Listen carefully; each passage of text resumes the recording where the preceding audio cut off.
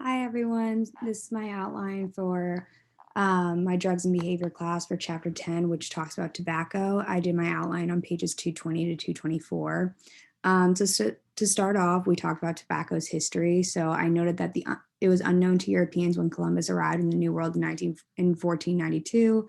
Tobacco use was widespread in the Americas and it had been cultivated for many hundreds of years prior. It had many names in various different languages. The word tobacco was originally adopted by the Spanish.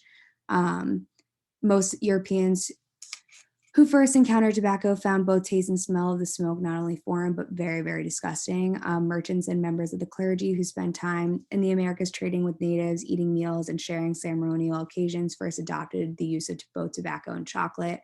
Many people became wealthy and powerful members of society in Europe because of tobacco. So moving on, we talk about the early medical uses. Travelers returning to Europe mentioned the medical uses of the potential use of tobacco grew in the 1500s. French physician Jean Nicot became enamored with the medical use of tobacco and tried it on many other people. Nicot was successful in curing migraine headaches of de Medici, Queen of Henry II of France, making tobacco use very, very in and very popular. Then came the term nicotina when a pair of French chemists isolated the active ingredient in 1828. They discovered nicotine.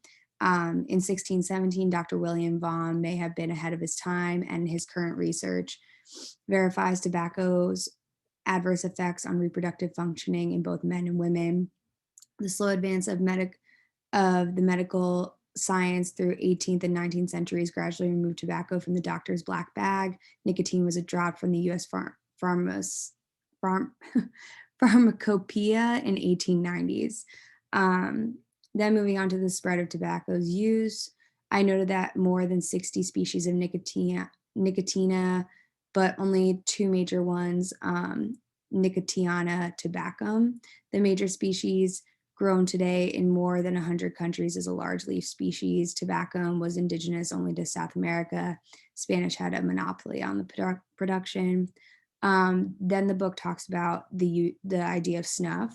During the 18th century, smoking gradually diminished, but only use of tobacco did not. Snuff replaced the pipe in England. The reign of King George III was the time of the big snuff. And in fact, his wife Charlotte was a very heavy user of the powder and she was called Snuffy Charlotte. In the section talking about tobacco in the early America, tobacco played an important role in the Revolutionary War, one of the major products for which France would lend the colonies money. After the war, ordinary Americans rejoiced and rejected snuff as well as tea and all other things British. New Congress put luxury tax on snuff in 1794. The book then talks about chewing tobacco. Chewing gradually increased in the US. It was suitable activity for a country on the go. And in fact, it was really easy to do just because it freed the hands and wide open space made it convenient to the idea of spitting. Other forms of tobacco were concerning for a bit because of fire hazard, especially when smoking.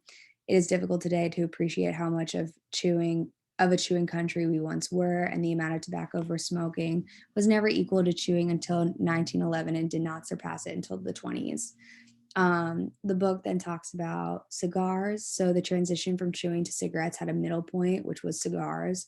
Companies knew cigarettes were coming, but did their best to hold off on that.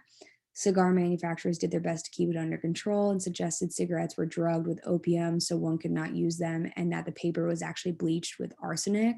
Cigar sales reached highest level in 1920 when 8 billion were sold, and as sales increased, so did the cost of the product. Um, and finally, I noted cigarettes. The book talks about how that came into play. Thin reeds filled with tobacco had been seen by the Spanish in Yucatan in 1518. In 1844, the French were using them, and the Crimean War circulated the cigarette habit throughout Europe. First British cigarette factory was in 1856 by a returning veteran of the Crimean War. And at the start of the 20th century, preference for cigarettes with an aromatic component, which was the Turkish tobacco. And the Camel brand for cigarettes contained a hint of Turkish tobacco, making it really, really popular. In 1980, Camels had 40% of the market and stayed in the front until World War II. So that is my outline for chapter 10 on tobacco, and I hope this was helpful.